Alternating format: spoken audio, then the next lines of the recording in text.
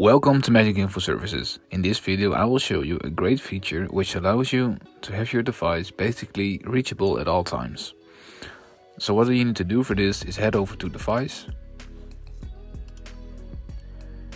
So select the device that you have or that you want to adjust.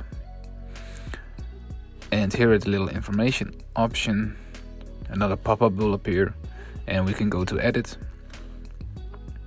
display control.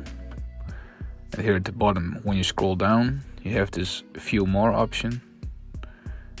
And if you select it, you have these advanced settings.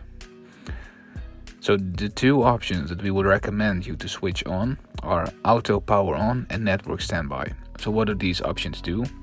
When you have auto power on switched on, this means whenever your device loses power, so for example the entire building loses power, and when you switch on the main generator, your device would switch on automatically as well.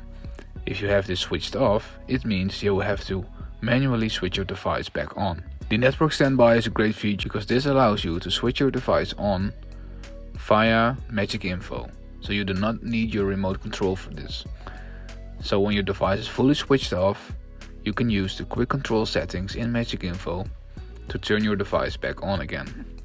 If you have this option switched off, you will not be able to switch it on via the server, which means you have to go to your device again physically and use the remote control. So these are the two tips that we have for your device to be reachable at all times and to switch it on when you want to.